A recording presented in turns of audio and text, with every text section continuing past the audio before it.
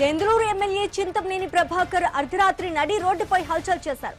గత కొంతకాలంగా దెందులూరు నియోజకవర్గంలో మట్టి, గ్రావెల్, మద్యం అక్రమాలు జరుగుతున్నాయని ఆరోపణలు చేస్తున్న టీడీపీ లీగల్ సెల్ రాష్ట్ర వైస్ ప్రెసిడెంట్, ప్రముఖ న్యాయవాది ఈడ్పుగంటి శ్రీనివాస్ ఇంటి ఎదుట వీరంగం చేశారు.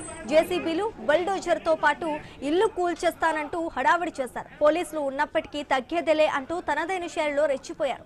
పోలీసులు ఎదుటే వార్నింగ్ ఇచ్చారు. తనపై తప్పుడు ఆరోపణలు చేసిన ఈడ్పుగంటిని అరెస్ట్ చేస్తేనే వెళ్తానంటూ ఏలూరు డీఎస్పీ శ్రావణ్ కుమార్ కు చింతమనేని స్పష్టం చేశారు. మరోవైపు తనకు రక్షణ కల్పించారని, చింతమనేని నుంచి ప్రాణహాని ఉందని ఈడ్పుగంటి పోలీస్ ఉన్నతాధికారులను ఆశ్రయించారు. ఈ ఘటనతో ఈడ్పుగంటిని పోలీస్ స్టేషన్ కు తరలించి రక్షణ కల్పించారు.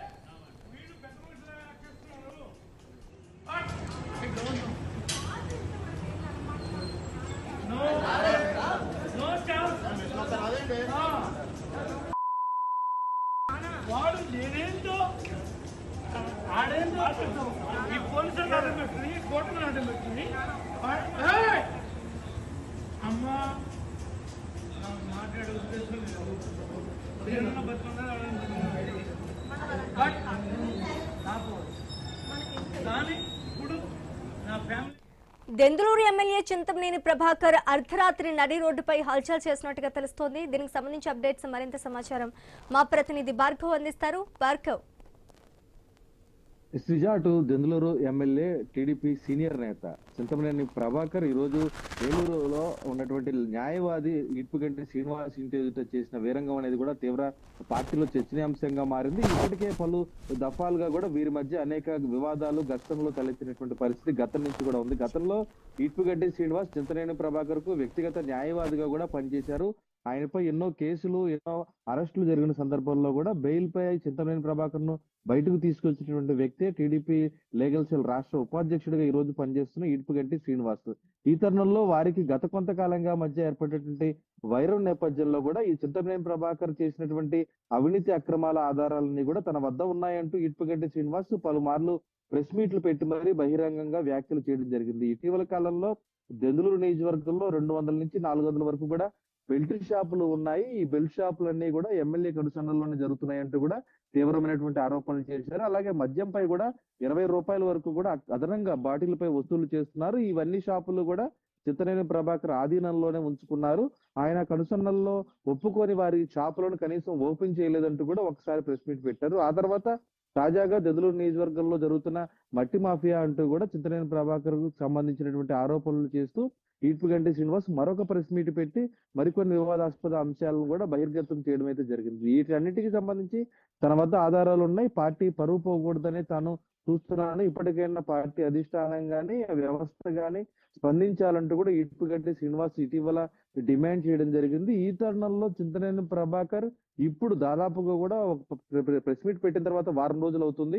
ఇప్పుడు ఆయన స్పందించడం, ఆయన అర్ధరాత్రి ఈడ్పుగంటి శ్రీనివాస్ ఇంటికి అశోక్ నగర్ లో వెళ్ళడం, అక్కడ వీరంగం చేయడం, అతని ఇల్లు కూల్చివేస్తారంటూ కూడా బెదిరించడం, పోలీసులు ఎంత వారిస్తున్నప్పటికీ కూడా ప్రధాన రహదారి పైన చింతమనేని ప్రభాకర్ చేసినటువంటి వీరంగం దృశ్యాలన్నీ కూడా స్థానికులు చిత్రీకరించడం అనేది కూడా జరిగింది. మనం చూసిన విజువల్ లో కూడా క్లియర్ గా ఏలూరు డీఎస్పీ శ్రావణ్ కుమార్ గాని, అలాగే పోలీసు అధికారులు, అలాగే చింతమనేని ప్రభాకర్ కుటుంబ సభ్యులు, అనుచరులు కూడా ఎంతో వారిస్తున్నారు. మనం రోడ్డుపై ఉన్నాం, ఇటువంటి వ్యాఖ్యలు చేయొద్దు అంటూ కూడా వారు సముదాయించేటువంటి ప్రయత్నం చేసినప్పటికీ కూడా ప్రభాకర్ ఎవరి మాట వినకుండా ఆడైనా ఉండాలి, నేనైనా ఉండాలంటూ కూడా బెదిరింపు వ్యాఖ్యలు ఏలూరు డిఎస్పీ శ్రావణ్ కుమార్ ఎదుటే చేయడం జరిగింది. దాదాపు గంట పైగానే అక్కడ వీరంగం సృష్టించడంతో స్థానికులందరూ కూడా కాస్త భయాందోళన చెందారు. ఎందుకంటే ఒక శాసనసభ్యులు వరుసగా దాదాపు 3 సార్లు ఇప్పటి వరకు ఆయన గెలుపొందారు, టీడీపీలో సీనియర్ నేతగా ఉన్నారు. ఇక్కడ ఉన్నటువంటి వ్యక్తి కూడా టీడీపీలో రాష్ట్ర లీగల్ సెల్ అధ్యక్షుడే. ఇద్దరు ఒకే పార్టీకి చెందిన వారైనప్పటికీ కూడా ఎందుకు ఇంత రాద్ధాంతం చేస్తున్నారు, ఏం జరగబోతుంది అనేటువంటి ఆందోళనకర పరిస్థితి అశోక్ నగర్ లో అర్ధరాత్రి నెలకొన్నటువంటి పరిస్థితి కూడా ఉంది. దీని మీద పోలీసులు అధికారులందరూ కూడా భారీ ఎత్తున అక్కడికి వెళ్ళినప్పటికీ కూడా ఏ క్వశ్చన్ కూడా చింతమనేని ప్రభాకర్ ను అదుపులోకి చేయలేకపోయారు.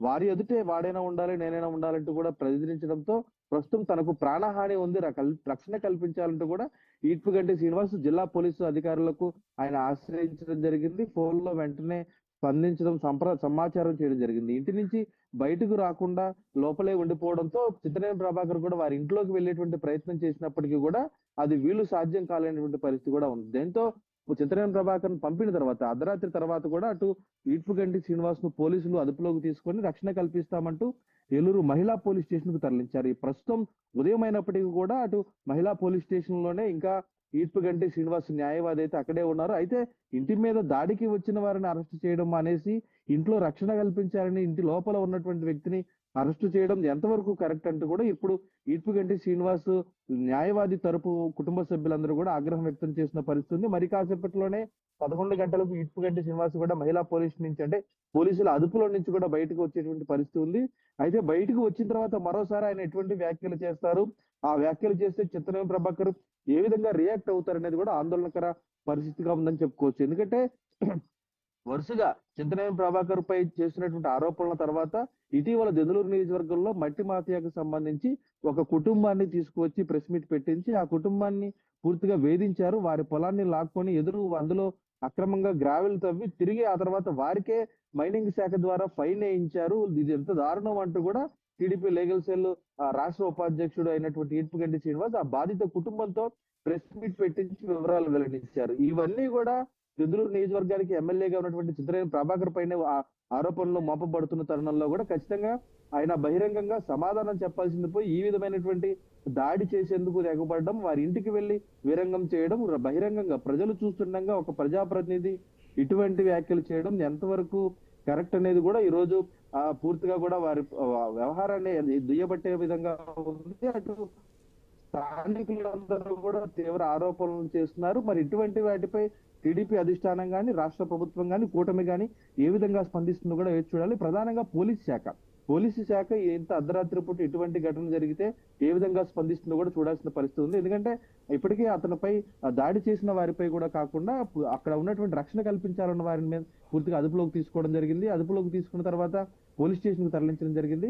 పోలీస్ స్టేషన్ కు తరలించిన తర్వాత ఎందుకు ఈ విధంగా చేశారనేటువంటి ఆరోపణలు కూడా వినిపిస్తున్న తరుణంలో కూడా ప్రస్తుతం ఏ విధంగా పోలీసులు స్పందిస్తారనేది కూడా వేచి చూడాల్సిన పరిస్థితి ఉంది. Sreeja, right, thank you Bhargav.